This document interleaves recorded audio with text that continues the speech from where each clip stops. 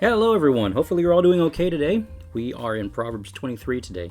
We are about to wrap up everything here in our Proverbs devotional, so if there's anything that you're interested in or you'd like to go through, please let me know. I may be going through some more devotional material or maybe different parts of the Bible, maybe New Testament and then Old Testament, New Testament, Old Testament for us to be able to go through. But if you have any comments, please let me know. Email me at pastorpeterdoan@gmail.com and I'll take a survey. Anyways, Proverbs 23, New Living Translation. While dining with a ruler, pay attention to what is put before you. If you are a big eater, put a knife to your throat. Don't desire all the delicacies, for he might be trying to trick you. Don't wear yourself out by trying to get rich. Be wise enough to know when to quit. In the blink of an eye, wealth disappears, for it will sprout wings and fly away like an eagle. Don't eat with people who are stingy. Don't desire the delicacies. They are always thinking about how much it costs. Eat and drink, they say, but they don't really mean it.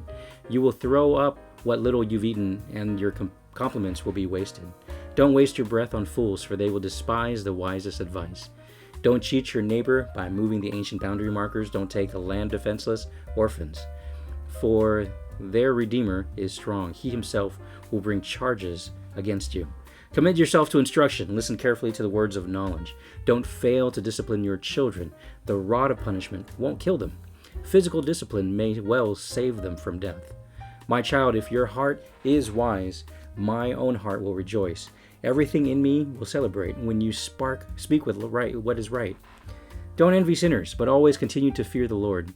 You will be rewarded for this. Your hope will not be disappointed. My child, listen and be wise. Keep your heart on the right course. Do not carouse with drunkards or feast with gluttons, for they are on their way to poverty, and too much sleep clothes them in rags.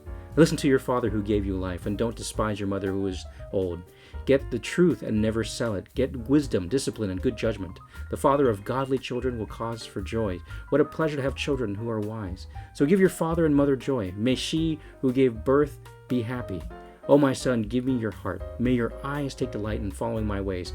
A prostitute is a dangerous trap. A promiscuous woman is as dangerous as falling in a narrow well. She hides and waits like a robber, eager to make more men unfaithful. Who has anguish? Who has sorrow? Who is always fighting? Who's always complaining? Who has unnecessary bruises? Who has bloodshot eyes? It is the one who spends long hours in the taverns trying out new drinks. Don't gaze at the wine, seeing how red it is, or how it sparkles in the cup, or how smoothly it goes down. For in the end, it bites like a poisonous snake and stings like a viper. You will see hallucinations and say crazy things. You will stagger like a sailor tossed at sea, clinging at any swaying mast. And you will say, "They hit me, but I didn't feel it. I didn't even know it when they beat me up. When will I wake so I can look for another drink?" There's a lot of good things in this passage. I mean, as we see towards the end, it talks about drinking and getting drunk, and there really is no end if you taste your drink in a tavern, because there's just so much going on in those places where they always come up with new concoctions of drinks, and there's not enough time to drink everything and to be drunk all the time. So watch what we do during our free time, and money too. I mean, one of the main reasons why I don't think drinking is such a waste is it really is. It's a waste of calories if you're trying to lose weight, and then it also slows down liver processes in your body. But then to add to that, it costs so much money. Oh man, I'm glad my wife never drank anything when we were dating, because I wouldn't have enough money on our dates. But the thing that I want to talk about today isn't the drinking part. I mean, we could always see that in the Bible it talks about drinking, but not necessarily being drunk. Being drunk is the bad part of it. So there is moderation in how we live our lives in terms of drinking and alcohol and substance. It can't control us. I think that's the foundational point there. If you're able to control your drink, then maybe you can have one, and just one. But if you can't control your drink, don't drink. And if you know yourself, don't put yourself in a situation where you're going to fall down that flight of stairs. That's a thing that we do a lot. When we sin in our lives, what happens? We put ourselves at a place where calamity can happen. My wife gets on my case on this all the time.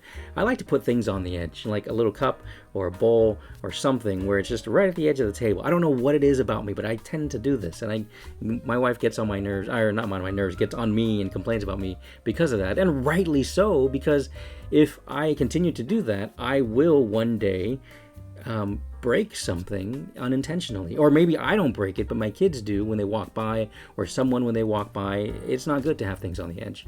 In the same way it is with our life too. I mean, it's exciting, I'm living on the edge, but it's only exciting until you fall down that flight of stairs, or when you break that cup, or whatever it may be. So be careful in how you live your life. That's all I'm going to say about that. But going on to what I wanted to talk about this morning, we're in 23, and it says this. The verse I want to have focused today is Proverbs 23, verse 18. Surely there is a future, and your hope will not be cut off. Surely there is a future, and your hope will not be cut off. When I was pondering over this verse, I always thought about when I was younger what I wanted to be. I wanted to be an astronaut. That flew out the window when I had classes. And then I wanted to be a lot of different things. I wanted to be a pilot.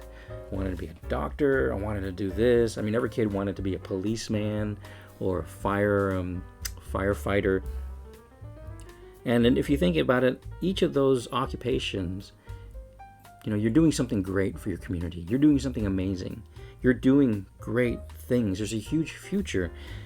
And I'm convinced that each and every single one of us, God has put something in us. If we look at little children, they always want to do something to help others, or to correct others, or to make the world a better place. And somewhere along that line, as we lived our lives, we stumble, or the world jumps at us, or Satan kind of plays games with our minds and our lives and our environment, and the sins of others compound on us, and our sins add to it. And the next thing you know, when we're in our mid-20s and in our 30s, or even younger maybe, depending on who you are and what you've experienced, we're just working through a 9-to-5 job, or a job that just pays the bills.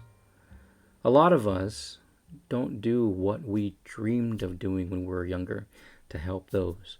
And I think God has it in us that we would do great things, not that we would be great or famous, but that deep down inside of us, we're designed to help others around us, to do great things for humanity, and at the very least to do great things to our neighbor, for our neighbors, as a favor, as love, as care for them. But yet the question is, where has that gone? And how has the world stomped on us through the years? And for me, it wasn't until, I really pursued my faith that God has led me to where I am now. And for some of you too, it's a scary thing. I mean, we're familiar with our 9-to-5 or our day job to pay the bills, to make ends meet, or just to live a comfortable life. But the question comes down is, God has put in our hearts something greater, something greater. Surely there is a future and a hope, and your hope will not be cut off. If we trust in God and we seek His wisdom, He may bring us back to our first love of whatever it is that He's called us to. And I want us to think about that too. I mean, as we have time to think and ponder about things, what was it that you wanted to do when you were younger, and why did you want to do that?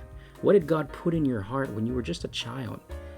And as you think through that, why did that get squashed? Why did that get pushed to the side? And for some of us, circumstance. But then for others of us, it was a sin of other people who compounded on us.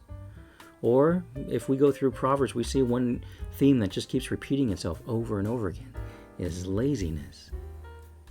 Some of us, we had dreams of doing, like my son has a dream of being an engineer when he gets older. But if laziness seeps in, there's no way he's going to be able to reach that goal. For those of us who've gone through and graduated from school, high school, or college, you understand that it takes time and effort, especially if you want to be top of your class. That's even more time and effort. And I think God has put it in each and every single one of us to pursue something that gravitates around helping others and serving people and doing great things. And we may never know how great our contribution to this world will be. We may never know how great our contribution would be to the person who's walking by that we just smiled to encourage them through the day. However, when we get to heaven, we will see what we will see. So my hope for all of us is this, for us to take some time to reflect. What is it that God put in your heart when you were younger? What is it that God put in your heart? It wasn't not necessarily be a pastor. I mean, yes, it is our goal and our mission to preach the gospel, to go into the world and make disciples of all nations. That's what everybody who's a believer needs to do. Doesn't matter if you have the ability or giftedness or not. We need to do that. But then how did we, what occupation or what job did God put in our hearts so that we could do that, or so that we could actually just do that? So think about it. I encourage you to focus on that, and we'll see you again tomorrow. Take care. Bye-bye.